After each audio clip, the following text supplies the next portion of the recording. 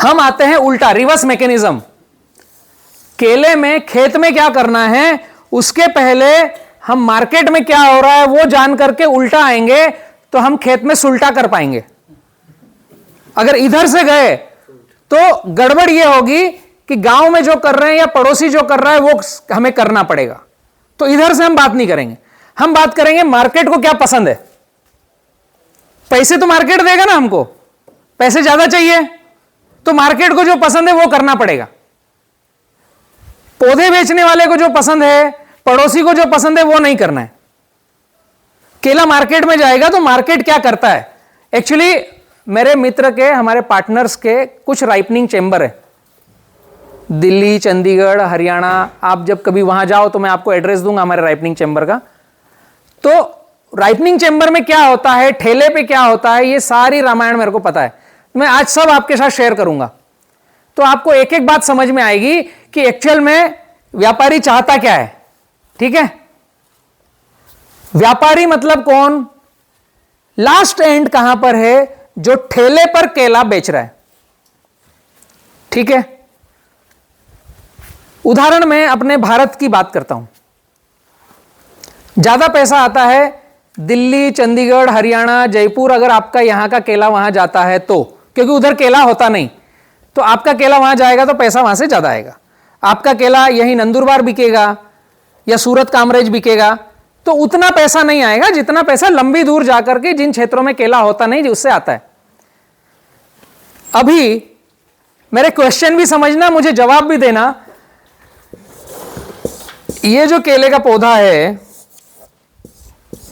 इसका कमल है, तो माल कटा। हेलो, 1 तारीख को केला हमारे खेत से कटा तो दिन भर माल काटने में जाएगा। शाम को गाड़ी काटा पर्ची होकर के बाहर निकलेगी, रात में चलेगी। दिल्ली अगर जाएगा तो 1100-1200 किलोमीटर है, चंडीगढ़ जाएगा तो 1300-1400 किलोमीटर है। तो दिल्ली का 3 दिन की मंडी है, चंडीगढ़ की 4 दिन की मंडी है। उधर ही जाएगा केला तो पैसा ज्यादा आएगा। तो जो बड़ा व्यापारी है वो उत्तर भारत भेजता है। ठीक है, अभी यहां बात समझना, आज माल कटा, दिन भर कटा, तीसरे दिन की मंडी है तो 3 तारीख को पहुंचा। अभी बड़े महानगरों में कभी ट्रक को रात में जाने देते हैं, कभी ट्रक को दिन में जाने देते हैं, वो वन वे रहता ना। दूसरा, जिस राइपनिंग चेंबर वाले के पास माल गया उसका पुराना माल क्या चेंबर में से निकल गया या है। अगर पुराना माल निकल गया तो तीसरे दिन आपकी गाड़ी पहुंचेगी, खाली हो जाएगी। अगर पुराना माल है तो वो गाड़ी वाले को रोकेगा, या वन वे में फंस गया तो एक रात पूरा रुकेगा बाहर ही और दूसरे दिन पहुंचेगा। तो अल्टीमेट चौथे दिन का आपका अनलोडिंग होगा। माल कटा 1 तारीख को, 4 तारीख को अनलोडिंग हो रहा है और 4 दिन फिर चेंबर में रहेगा तो ये आ गए 8 तारीख। राइपनिंग चेंबर में 4 दिन रहता है, उसमें इथिलीन गैस डालते हैं। चौथे दिन कोई फाटक खोलता है, कोई 5वें दिन फाटक खोलता है जो पक जाएगा। तो जब राइपनिंग चेंबर की फाटक खोलते हैं तो पीला कलर नहीं आता, हरा पीला कलर आता है। उसकी फाटक खोलने के बाद थोड़ा वायुमंडल के संपर्क में आता है, फिर धीरे धीरे पीला होना चालू होता है। तो एक दिन पूरा पीले होने में लगता है, दूसरा दिन ठेले पर पीला हरा दिखता है, तीसरे दिन पीला छिटार मिटार दिखता है जो खाने लायक होता है। अभी आप भी केला खरीदते हैं ना खाने का ठेले से, तो 1 दर्जन लेंगे, घर परिवार 5 लोग हैं या 8 लोग हैं, तो जाते के साथ पूरा खत्म होगा। कल भी थोड़ा सा खाएंगे, थोड़ा सा आज खाएंगे। कम से कम केला 2 दिन में घर जाकर खत्म होता है। अभी पूरी साइकिल समझना है हमें। 8 दिन तो हो गए राइपनिंग चेंबर से निकल के, फिर ये जो 2 क्विंटल माल उस ठेले वाले ने लिया, अल्टीमेट केला बेचेगा कौन, ठेला। अभी यहां पर 2 क्विंटल माल इस ठेले वाले ने लिया है इस राइपनिंग चेंबर से। 8 दिन बाद माल कटा 1 तारीख को, इसके पास 8 दिन बाद आया, 3 दिन इसके ठेले पर बिकेगा और 2 दिन आप खाने में लगाओगे। 8, 9, 10, 11, 12, 13। प्रश्न यहां बनता है कि मेरा जो केला खेत से कट के गया, क्या उसमें 13 दिन की कैपेसिटी है चलने की? Question R. इसको व्यापारी जो माल खरीदता है वो बोलता है लंबी चाल का केला है क्या तेरे पास, व्यापारी की भाषा में लंबी चाल का केला होना। अभी 13वें दिन जब ये माल इस ठेले से बिक रहा है, उस दिन अगर ये केले की काला पड़ के झड़ ज्यादा है, 5% से ज्यादा झड़ है, तो ये ठेले वाले का नाक मुंह बन जाएगा और ये रोने वाला मुंह बना लेगा, भैया ये चेंबर पे केला सही नहीं आ रहा है। 20% केला काला पड़ के झड़ गया, 2 दिन में कम बिका, तो घाटा किसका, ठेले वाले का। वो उस राइपनिंग चेंबर वाले को पूरा पैसा देता नहीं, भैया ये तेरा केला पकड़। राइपनिंग चेंबर वाला कैसे बेचता है, 2 कुंटल माल ले जा, बेच, पैसे लाकर दे। वो दिहाड़ी वाले यही करते हैं, बेचेंगे फिर पैसा देंगे। राइपनिंग चेंबर वाला तुम्हारे गांव में उस्मान भाई को पैसा कब देगा, जब वो ठेले के माल बिक करके वसूली आएगी। जितना माल बिक गया, जितनी उसकी रिपोर्ट अच्छी आई, 30% माल खत्म हुआ, 30% ठेले वाले ने कम पैसा दिया, यहां उस्मान भाई को 30% पैसा कम मिलेगा तुम्हारे नंदुरबार में। अब तुमने तो उस्मान भाई से 10 रुपए का सौदा कर लिया, अगर उस्मान भाई ने बोला भाई तेरी गाड़ी फेल हुई, तो तुम मानने वाले हो नहीं, उस्मान भाई गलत आदमी। ऐसा होता है ना, हमें लगता है कि ये व्यापारी गलत है, कभी कभी ऐसा होता है, कभी व्यापारी गलत रहता है, कभी हमारे भ्रांति आती है कि ये गलत है। हर टाइम व्यापारी गलत नहीं होता। व्यापारी के पास रिपोर्ट आती है ऊपर से, क्या बोलता है वो, अगर ठेले पर माल खराब हुआ, जल्दी बिका नहीं, काला पड़ गया, उसमें कलर नहीं आया, हल्का भारी निकला, तो आपके पास यहां रिपोर्ट आएगी उस्मान भाई के पास कि भैया ये 1744 जो गाड़ी थी ये किस गांव से बनाई, किस मल्ले से बनाई, उसका माल अगली गाड़ी मत भेजना, क्योंकि ठेले वाले ने पैसे कम दिए हैं। अभी ठेले वाले को चाहिए क्या, इस ठेले वाले को चाहिए हल्दी पीला कलर, तो इसका मुंह ऐसा खिल जाता है। ये कैसे देखता है, हल्दी पीला कलर आया तो, हल्दी पीला कलर दूर से देखने पर जल्दी बिक जाएगा। और उसके ठेले पर 4 दिन भी माल रहा, कभी छुट्टी आ गई, कभी स्कूल लग गई, मतलब पब्लिक नहीं आई, 2 दिन माल ज्यादा रुक गया, तो उसका झड़कर टूटना नहीं चाहिए, उसको बोलते हैं लंबी चाल का केला। 13 दिन की बजाय 15 दिन 17 दिन भी हो गए तो केला ठेले पे खराब नहीं होना चाहिए। तो वो ठेले वाला रिपोर्टिंग क्या देगा, भैया ये गाड़ी कहां से आई थी, इसका माल बचा है या अगली गाड़ी और आए तो मुझे फोन करके बुला, मुझे इस क्षेत्र का माल चाहिए। यहां से डिसीजन होता है आपके क्षेत्र का रेट बढ़ेगा, घटेगा या क्या रहेगा। तो क्वेश्चन क्या है, मेरे केले की कैपेसिटी ज्यादा दिन टिकने की है क्या, और कलर शाइनिंग आएगी पकने के बाद क्या। तो उस्मान भाई के पास फोन आएगा कि वो गाड़ी का माल, वो मल्ला कौन सा था, उसको पकड़ ले भाई, जाने मत दे। ऐसा हम भी करते हैं, हमारे वो मित्र व्यापारी भी करते हैं। आपके यहां से भी गाड़ियां हमारी बनती है, तो वो नीचे कॉल करते हैं कि भाई ये गाड़ी पास हो गई, ये बगीचा छोड़ना मत, ये गाड़ी 50% फेल है, दे तो ठीक, नहीं दे तो मत ले, नया बगीचा ढूंढ। और जो गाड़ी फेल होती है उसको बोलते भाई इस बगीचे में हाथ डालना मत, मेरे को गाड़ी चाहिए नहीं, पैसे आएंगे नहीं तेरे। तो ऐसे व्यापारियों के पैसे डूबते भी हैं। नगद में कच्चे माल का कोई काम नहीं होता, बट हमको यहां पर कांटे पे पैसा चाहिए, वरना उस्मान भाई की गर्दन हमारे हाथ में है। तो हमें पहले क्या करना पड़ेगा कि जो हमारे खेत से माल कट के गया, उसमें 10-12 दिन के बाद उस्मान भाई का फोन आ जाना चाहिए कि भैया तुम्हारे बगीचे में माल फिर कटिंग है, मैं लड़के को भेज रहा हूं, कितना माल निकलेगा। अगर व्यापारी का पहले फोन आ गया तो रेट तुम्हारा, और 15 दिन हो गए उस्मान भाई ने तुमको फोन किया नहीं, तुम फोन कर रहे हो तो उस्मान भाई फोन उठा नहीं रहा, वो बोल रहा है भैया मैं ट्रैफिक में हूं, कल भूल गया था, मोबाइल घर पे छोड़ गया, क्योंकि उसका इंटरेस्ट नहीं है तुमसे बात करने का। अब तुम्हारी इज्जत करता है तो तुमको मना नहीं कर रहा है। कॉन्सेप्ट समझ रहे हैं, ऐसा होता है हमारे साथ। जिसके साथ ऐसा हो रहा है, व्यापारी फोन नहीं कर रहा है अगली गाड़ी बनाने के लिए, मतलब उसकी गाड़ी में गड़बड़ी है। तो उसको गलत बोलने की बजाय हमारे गिरेबान पे झांकना है कि मुझे केले की खेती कैसे करनी है। उसको प्यार से पटाओ, बुला के लाओ, माल ये तो निकालो, बट अगला माल खराब ना हो इसके लिए सीखो। हम किसानों के साथ एक और गड़बड़ी है, इसमें चेंज करो आप अगर कोई कर रहे हो तो। जो आपके नजदीक व्यापारी है उसकी इज्जत करो, चाय पानी पिलाओ, उसको खाना खूब खिलाओ, वही अन्नदाता है, पैसे वही दे के जाएगा। हमसे गलती क्या होती है, हमने माल तो दिया एक्स को और ओटले पर बैठकर बोलते हैं कि ये एक्स ने मेरा रेट नहीं भरा, उसको तो 50 पैसे 1 रुपये ज़्यादा दिया, मेरे से काम अच्छा नहीं करता है। तो आप ये जान लो, आपके आसपास जो बैठे हैं वो कहीं ना कहीं उस्मान भाई के पास बात भेजेंगे, अगली बार उस्मान भाई आपका और 50 पैसे कम में माल लेगा। तो जो पैसे दे रहा है उसकी कभी बुराई करने की जरूरत नहीं, ये रियलिटी है। कभी भी कोई दिक्कत नहीं, किसी को बताओ मत कौन ऐसा करता है, बट मत करो। हमारे दिमाग में रखो कि इस आदमी से हमारे दिमाग में रखो कि इस आदमी से मेरे खेत के माल का ज्यादा पैसा कैसे लूं, उसके लिए खुद रिसर्च करो ना। वो तो दुकान लेके बैठा है, वो चाहता ही है कि 2 पैसे ज्यादा उसको मिले, तभी वो व्यापार करेगा ना। जिस गाड़ी में उसको घाटा गया वो व्यापार क्यों करेगा?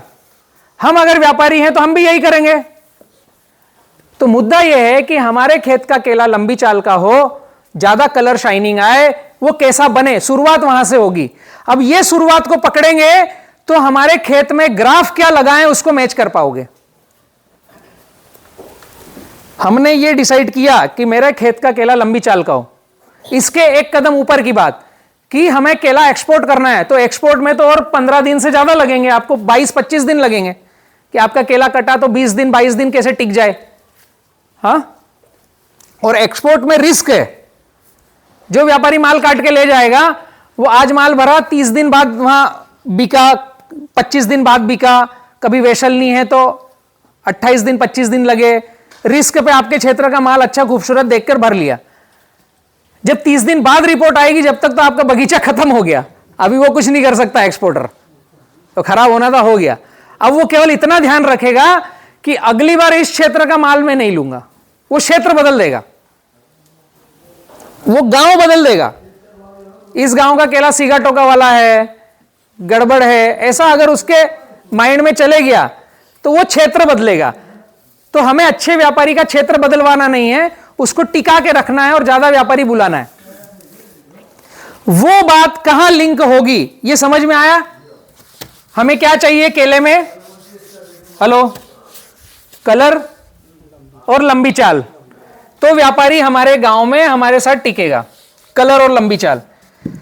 अभी एक चीज इसके साथ और चाहिए, वजन।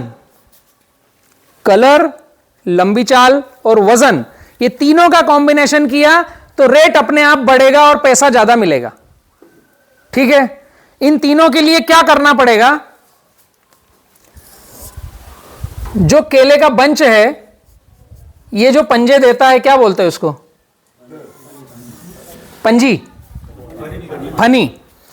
केले के पौधे में ये जो फनी है, इस फनी में जो वजन है वो किस चीज का है? केले के पौधे में जो वजन है वो 70% पानी का है, 22% सूर्य का है और 8% NPK, calcium, magnesium, sulphur, zinc, iron, boron, cobalt, copper, molybdenum का है। कॉन्सेप्ट समझना, हम किस पर फोकस करें? एक चीज हमने फोकस करी है व्यापार, दूसरा फोकस हमें करना है वजन, तीसरा मैं आगे बताऊंगा क्या करना है। तो वजन कहां से आएगा? इस केले में पानी प्रबंधन हम कैसा करें जिससे 70% मेरा वजन बढ़े। अभी उदाहरण की मैं बात कर रहा हूं, 30 किलो का अगर केले का झाड़ है, ये डंठल सहित, ये झाड़ का वजन अगर 30 किलो है तो 70% पानी क्या हुआ? 21 किलो। हेलो, 21 केजी इसमें जो वजन आएगा वो पानी प्रबंधन अगर आपने सही किया,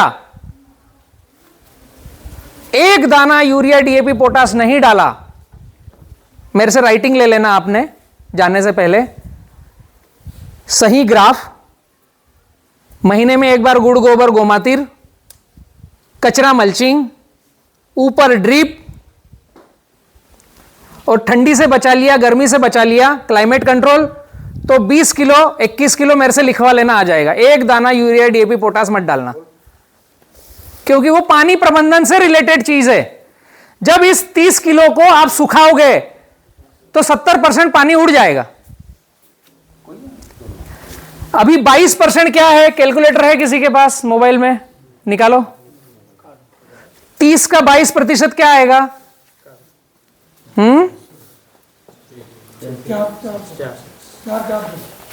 4 किलो 400 ग्राम। हाँ, ये रिलेशन है सूर्य भगवान का। सॉरी, हाँ सुधार लेता हूं मैं, 6.6। ठीक है, तो टोटल क्या हुआ हमारा?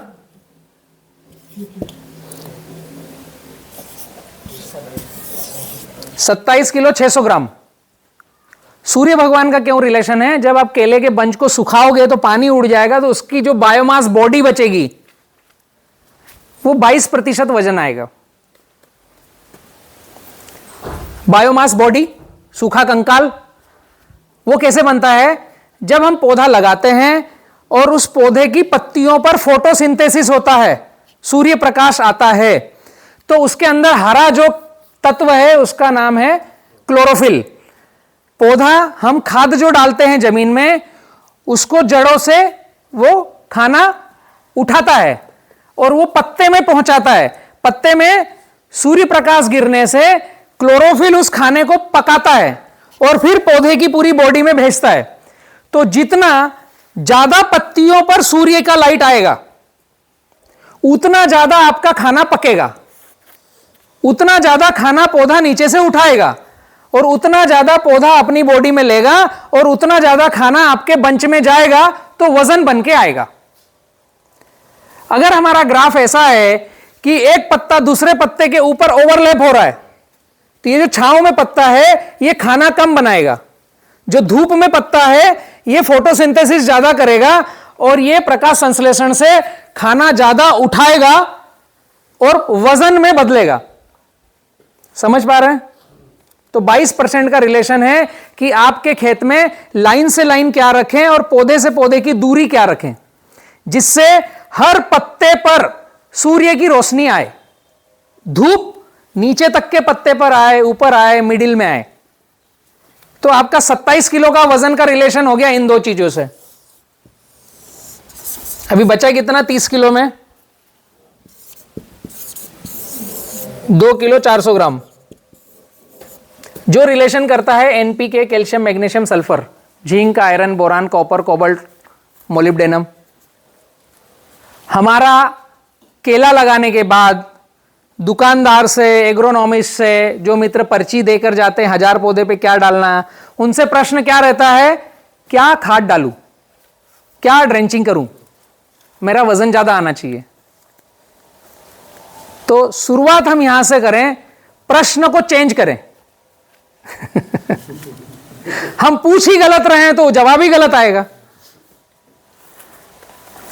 हमें पूछना है कम खर्च में उत्पादन ज्यादा कैसे आए और एक ही बार लगाकर अनेक साल केले की खेती कैसे करूं। प्रश्न चेंज करो तो उत्तर अलग आएगा। हम पूछते हैं कितना डीएपी डालूं, कितना यूरिया डालूं, कितना 1261 डालूं, कब डालूं, ड्रेंचिंग कौन सी करना है, पोंगा भराई क्या करना है मेरे को। हमारे प्रश्न उल्टे हैं। पोंगा भराई क्या करना है, हमारा आज तक यह प्रश्न नहीं आया कि फोटोसिंथेसिस के लिए ग्राफ क्या होना चाहिए। सिंपल एक छोटी सी लाइन बताता हूं, शायद आप लोगों को पता होगा। आपके यहां केला बाद में आया, शायद जलगांव में केला पहले से लग रहा था। शायद 80-100 साल से केला लग रहा होगा। जब मैंने केले की टिश्यू कल्चर लैब डाली तो मैं जलगांव में गया 2015 में। जलगांव में एक तहसील है चोपड़ा। चोपड़ा में हमने केले की बातचीत करी, चर्चा चालू करी, तो वहां केला कांदिया बाग लगता है, गठान, और वो लगता है 5 बाय 4.5, 4 बाय 4, 5 बाय 5 लगता था। और महाराष्ट्र का एक सबसे बड़ा एफपीओ ग्रुप है सह्याद्री फार्म प्रोड्यूसर जो पूना से है, हड़पसर से, और जिनको रन कर रहे हैं विलास शिंदे जी। विलास शिंदे जी को केले में पहली बार एंट्री करना थी। वो अंगूर खूब किसानों के साथ कराते और लेते और बेचते हैं, एक्सपोर्ट खूब करते हैं, पर केले में पहली बार एंट्री करी तो उन्होंने हमसे चर्चा करी, किसान पाठशाला से चर्चा करी। उन्होंने बोला कि आप जो भी चोपड़ा में केला उगाओगे उसको हम एक्सपोर्ट करेंगे। जलगांव में केला 100 साल से लग रहा है, एक्सपोर्ट कब हुआ? जलगांव का, चोपड़ा का पास में गांव है, अनिल रामदास पाटिल किसान का नाम है। 2016 में पहला एक्सपोर्ट हुआ, मेरी कंपनी का पौधा गया, 5x7 पर केला लगाया, और सह्याद्री ग्रुप ने उस क्षेत्र का पहला एक्सपोर्ट 2016 में किया, और अनिल रामदास पाटिल को जलगांव तहसील के कृषि वैज्ञानिकों ने बुलाकर अवार्ड दिया कि आपने हमारे क्षेत्र का पहला केला एक्सपोर्ट किया है 2016 में। कितनी फर्क है ना लाइन में। 50 साल से केला कर रहे हैं हम, अभी तक ग्राफ नहीं पता कर पाए कि क्या लाइन से लाइन होना चाहिए, पौधे से पौधे की दूरी होना चाहिए। बात छोटी सी है, मैं अपना बड़प्पन करने की बजाय हमारे सीखने की बात बता रहा हूं। मैं सह्याद्री ग्रुप ने पहली बार एक्सपोर्ट किया, आज खूब एक्सपोर्ट कर रहे हैं और डोमेस्टिक में भी माल खूब बेच रहे हैं सह्याद्री ग्रुप। वो किसानों का संगठन है तो हमने उनका पूरा साथ दिया। 5x7 पर एक बार लगाकर 4 कटिंग ली अनिल रामदास पाटिल ने। वहीं चोपड़ा के एक व्यापारी है महमूद बागवान, जिन्होंने 5 बार कटिंग ली केले की, 5x7 पर एक ही बार पौधा लगाया। आज भी वो केला खेती कर रहे हैं, वो खुद व्यापारी महमूद बागवान।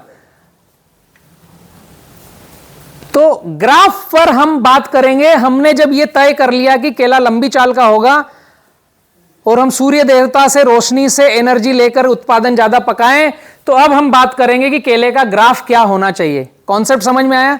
ग्राफ पर क्यों बात करनी है? प्रश्न पूछना चेंज करना पड़ेगा। कितना डीएपी डालूं या पोंगा भुरई में कौन सा खाद लूं, किस कंपनी का? पोंगा भुरई आपके गांव में होती है, क्षेत्र में? हाँ होती है। तो अलग अलग कंपनियों की होती है ना पोंगा भुरई। एक्स कंपनी भी गाइड करती है, वाई 5 कंपनी की आती है। तो हमें यह पूछना है कि पोंगा भुरई तो पड़ोस वाले ने कर दिया, मैं पीछे रह गया, मुझे पता नहीं क्या करना है। तो हम ढूंढते हैं कि कौन बताएगा पोंगा भुरई में डालूं क्या मैं 200 लीटर पानी में, और गलती से ज्यादा ही डालूंगा, जो मेरे पोंगे में दवाई रहेगी वो पोंगे को सड़ा देगी। किसी के साथ हुआ है ज्यादा दवाई डल के सड़ा नहीं है? तो थोड़ी गलतियां करना हम दूसरी दिशा में चालू करेंगे अभी आज से। अभी तक जिस दिशा में गलती करी है वो सीखने के लिए करी है, अब हम दूसरी दिशा में गलती करेंगे। मतलब सीखेंगे तो काम करेंगे तो गलती भी होगी, बट एक गलती दोबारा नहीं करना है अगर पता चल गया ये गलत है। तो केले में सबसे पहला पॉइंट आता